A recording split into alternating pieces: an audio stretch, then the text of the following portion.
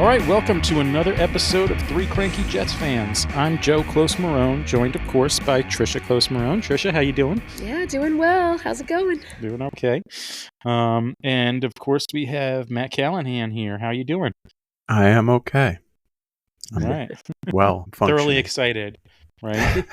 Yes. Right. We're a couple days after the fact, but today we are recapping and reacting to Monday night's Jets vs. 49ers games. We're going to go through a bit of news and noteworthy moments in the NFL and AFC East specifically, and then we'll preview next week's game versus the Tennessee Titans. All right, let's get into it. Jets vs. 49ers. They lost 32-19. None of our predictions really got us there. None of our predictions got us there. Like I said, we're 2 days after the fact, but I'm proud to say that I did not freak out after the loss on Monday night. Of course, I was not happy, but there were a few highs in the game. I thought I was going to pee my pants in that first touchdown drive. That was so exciting for me to see a professional offense for once. Unfortunately, we did see a lot of lows. So right off the bat, Matt, what were your first impressions? I think I would... That first Jets touchdown drive, I don't think I've seen something like that in how many years? 10? Probably Maybe? like 10 since we've seen something like that. Yeah. I mean, the announcers made a point, like every chance they could, to just talk about how bad the Jets have had it. And I think they said for the past 3 years, they've had the worst quarterbacks in the history of the game or something like that. So, yeah, that was my prediction last week was that they were going to come out ready to go, looking good, just ready to score, and they did. They really did. Yeah, there were a couple weird moments in the first two drives. There was that drop by Alan Lazard on the first drive that was just ugly, but otherwise he had a decent game after that. Yeah, he had 2 touchdowns. But that stalled the drive. That was a surefire first down, and the ball was right on the money. But unfortunately, that stalled that drive and was a 3-and-out. And then, of course, there was the Breece Hall fumble right after that. That was another quick drive. And it was really positive after that, seeing the Jets stop San Francisco to a 3-point field goal. They didn't go anywhere at that point. We're feeling really good. And then the Jets take over again and drive right down the field with a 12-play touchdown drive. And it looked smooth. It was chewing up some time, and it looked like a professional team. And I remember turning to Trisha at one point and said, "Oh my God, I don't have to freak out every time our quarterback drops back because apparently we can score now." I think that was when you texted me, moment. "I feel amazing!" Exclamation point.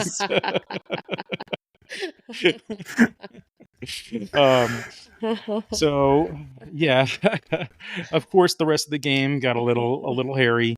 That was the high point. That was the high point. There was another nice drive.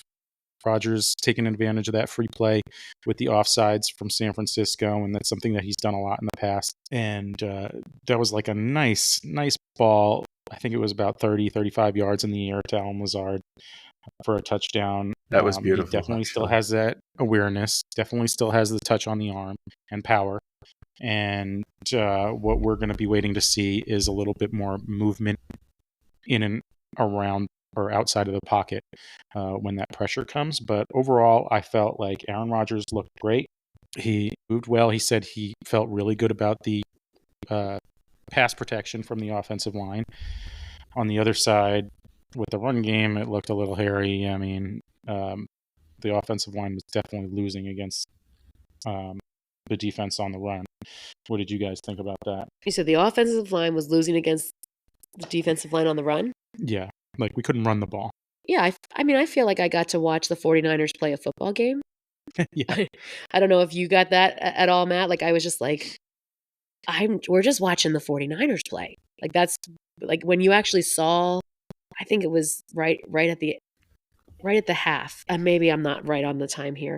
But it was something like the Jets had possession for 15 minutes and the 49ers had possession for 38 minutes. That was like well into the That was third into quarter, the third I quarter think. then. But I was like, great. I'm very happy for the 49ers.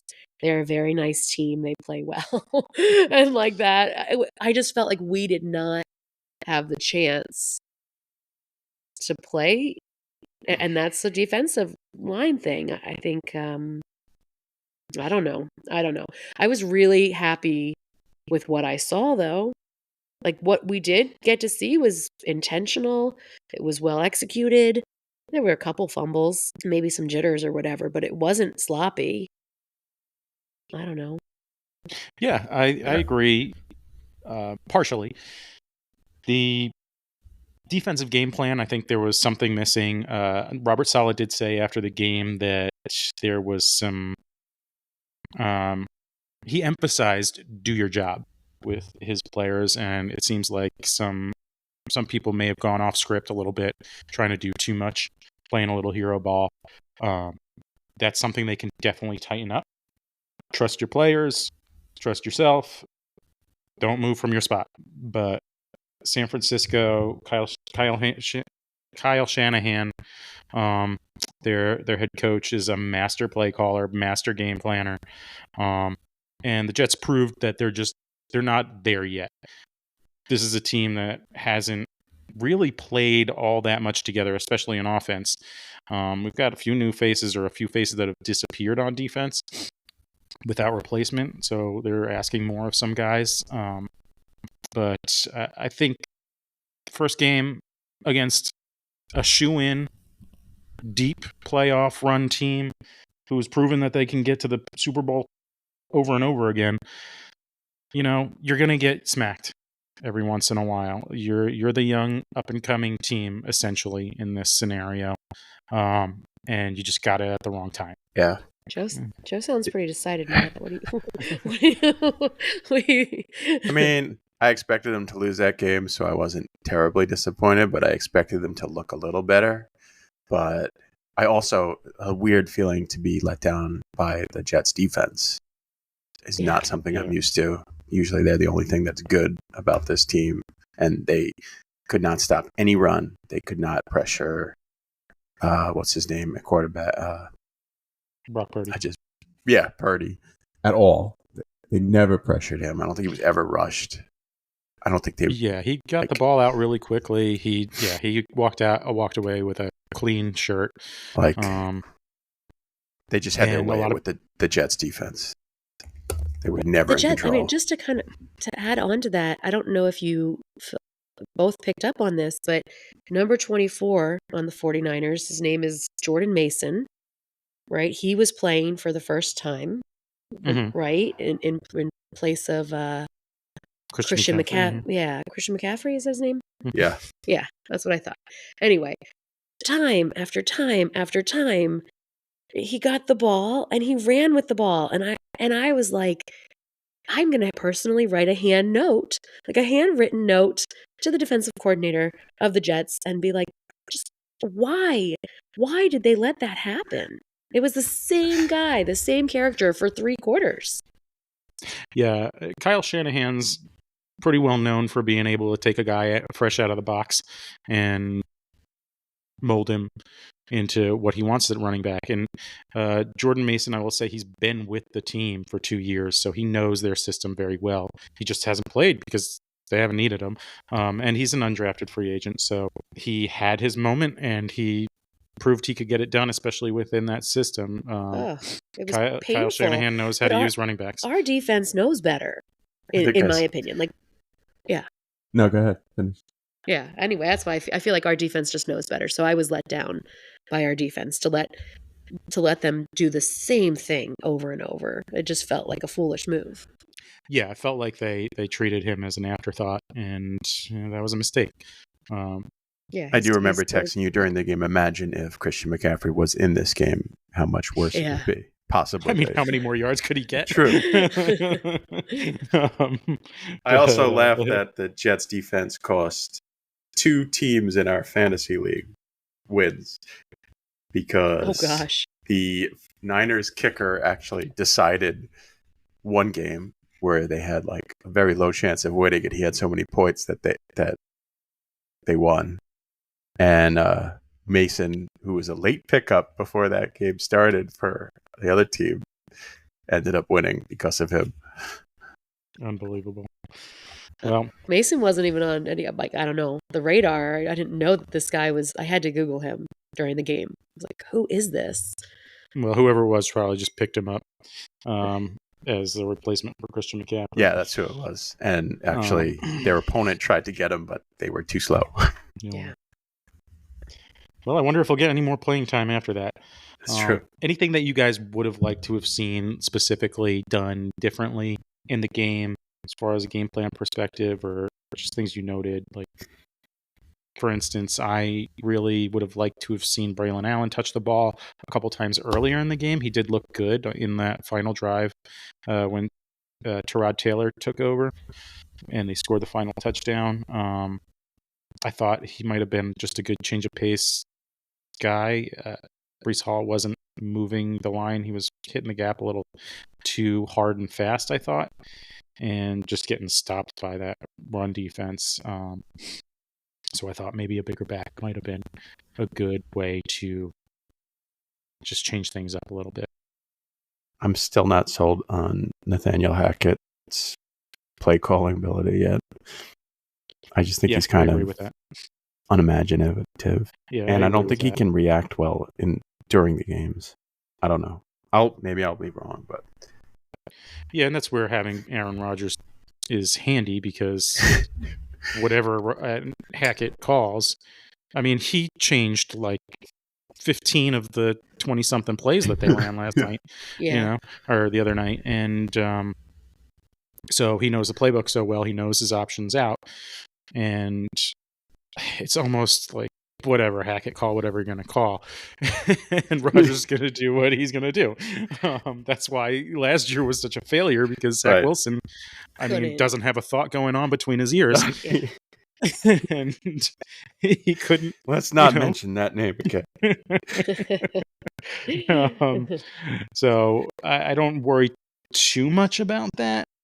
I do, but not a lot. We have the offensive coordinator on the field, essentially.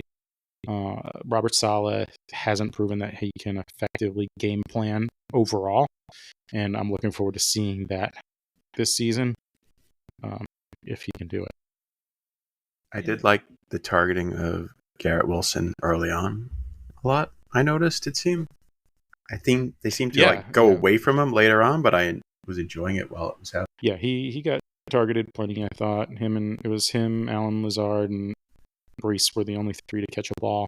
Yeah. I'd like to see it get spread around a little bit more, but it's early. These guys are really feeling each other out. They have not gotten to play together in real game time situations, so I think it'll get better. Yeah, I think what we saw at the start of the game was like, I was excited. I think I said at one point, like, we could just stop right here.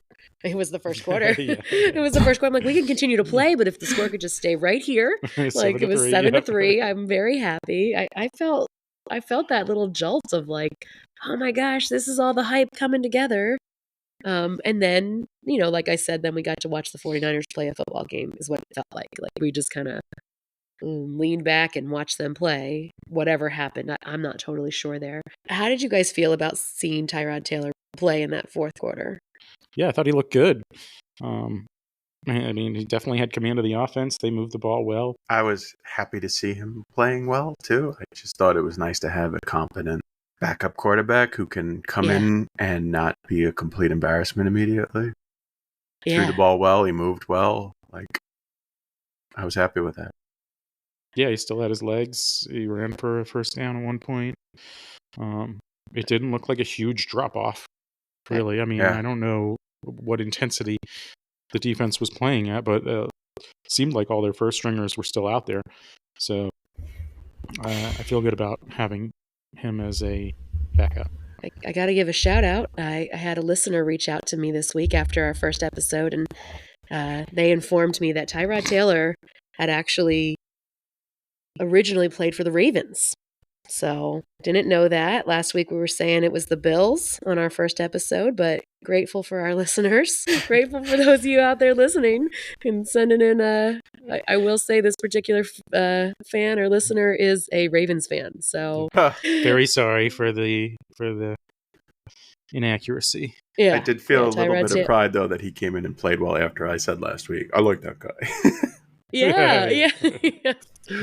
All right. Well, let's put this one in the rearview mirror and move on. Let's go to news. Matt, what have you got? Well, we have Dak Prescott signing his 4 years, $240 million, highest paid in NFL history deal with the Cowboys, which is $60 million a year and an $80 million signing bonus. $230 million of that is guaranteed. Sorry, I just I can't even. It's just so much money. Just so much. It makes you giggle. There's so much money. No, he's going to be working for the rest of his life. Apparently, he needs to, right? That's not enough. Oh my gosh. Yeah, I don't even know. And I don't think they'll win anything. Nothing against him, but I just don't see the Cowboys winning anything. Yeah, he's solid. Yeah, I like him. Yeah, I don't know. I think he's a good quarterback, but I just do not see the Cowboys winning anything. So I also always think of, it was an old place we used to go watch football several years ago. I think you were there sometimes, Joe. And there was a Cowboys fan who would be there that we all called Cowboys Chick, who would always yell, "Woo!" So anytime I see the Cowboys, I think of her. And several of her friends think of her. So shout out to Cowboys Chick. Woo. Hope she's happy. Dak Prescott. My goodness, that is a lot of money. I mean, how do you afford to pay anybody else? True. But I mean, that's just a whole commentary on the franchise as a whole, right? The fact that exists. Okay, what else? Speaking of old Jets quarterbacks, Sam Darnold had a very impressive first start in the opener for them, albeit against the Giants, who looked absolutely terrible. And pretty snazzy in those new uniforms, right? Are they their whole season uniforms, or are they just throwbacks? No, I think it was just a throwback. I think they're only doing it twice. I actually do not like the uniforms. I liked them, actually. I don't know why. I like the helmet. That's about it. The Giants uniform? You got to see this thing. I got to see it. I got to look this up. I liked the new Jets uniforms. That's another topic. So Darnold, I think Darnold versus Darnold, right? Jones. What a matchup of quarterbacks we have for us. Yeah, and yet he looked good. He's in the perfect situation to do well. I think under Kevin O'Connell is their head coach. So if he falls flat, then see you later, Sam Darnold. There's no hiding it. To do well. I just can't picture him doing well. I've watched him so many weeks just shit the bed. I've never seen somebody. That's just him being on the Jets. But yeah, I know. I'll give him an asterisk for that because that was on the Jets. Yeah, maybe that's just it. It's just the curse of the Jets. Yeah. I should go back and watch a little bit of footage from this game because it's hard to believe that he had a solid start. That game is not worth watching. It was awful to watch. No, I mean the Giants are trash. I mean, I would just to see Sam Darnold complete a pass, though. That might be something. He did that well. And the only thing I kept thinking watching that game is nobody has to be more happy than Barkley being on the Eagles and not having to be a part of that team anymore on the Giants. Yeah, seriously. Oh my goodness. He had 3 touchdowns. And I was happy for him. Not only because I have him on my fantasy team. Just because you're a human with a soul. But yeah, I've had him also on my team when he was with the Giants and he got hurt for most of the season. So I feel like this is his redemption year for both of us. I'm glad he's thinking of you when he throws that ball. Speaking of the curse of the Jets, every other team in the NFC East won. I mean, the AFC East, won this Sunday, including, shockingly, the Patriots over the Bengals. Yeah. That was very upsetting to me. What the heck? I think the Bengals just suck in September now, though.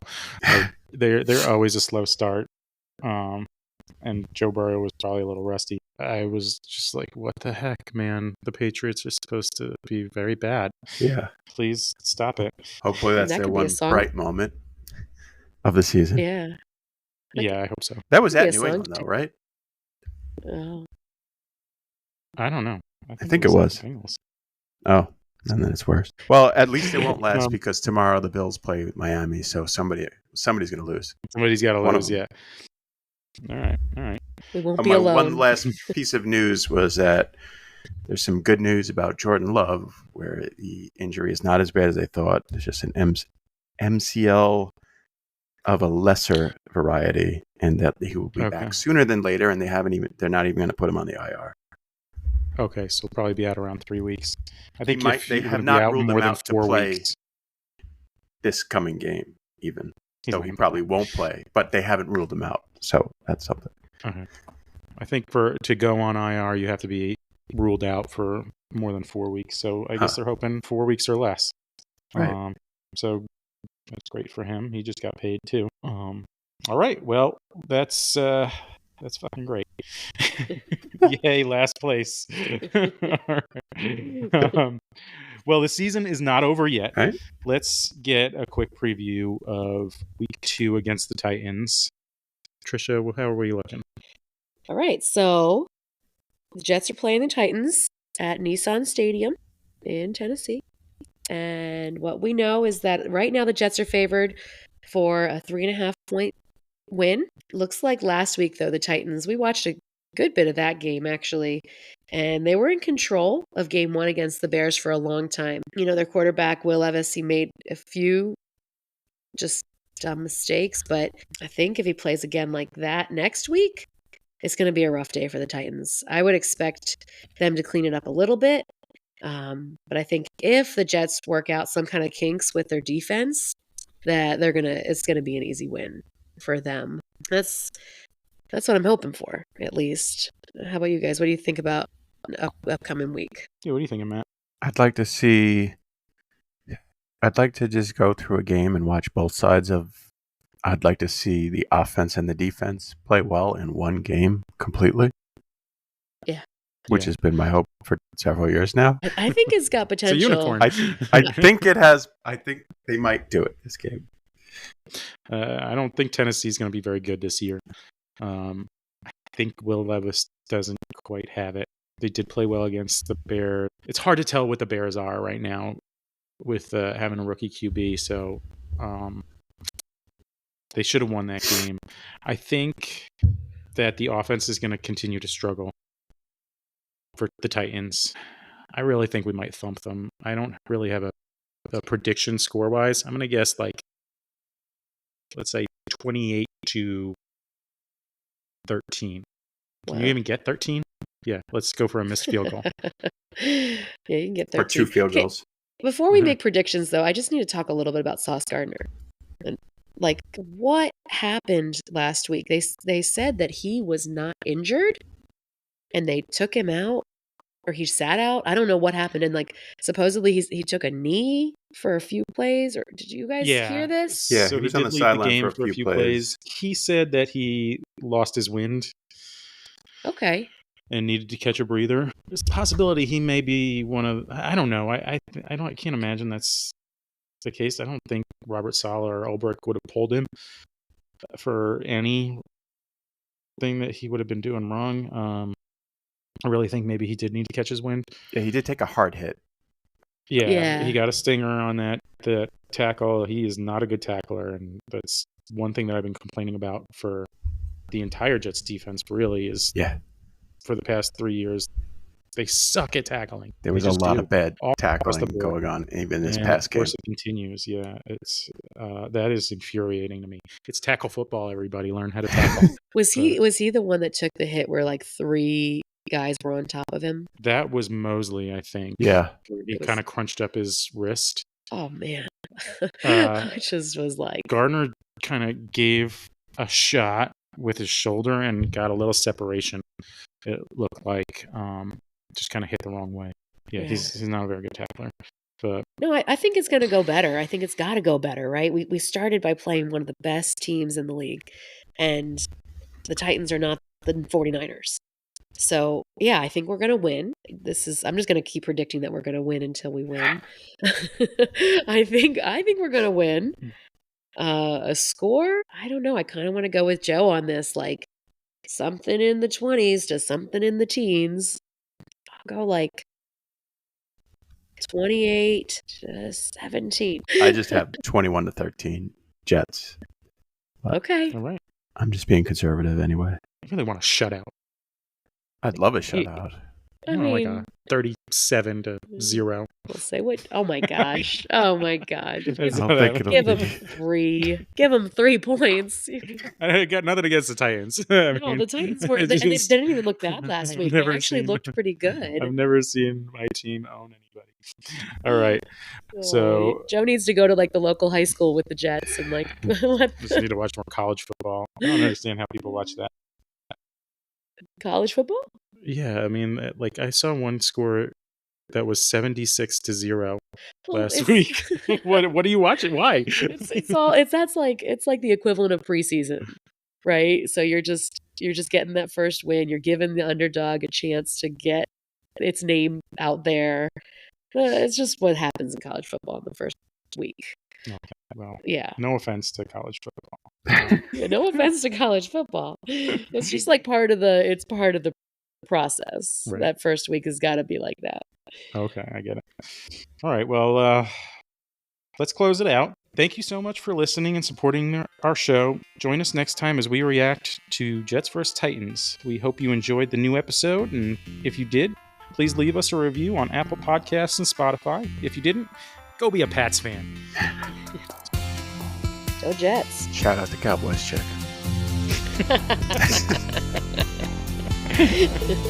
Wherever you may be. Wherever you may be. All right, I guess.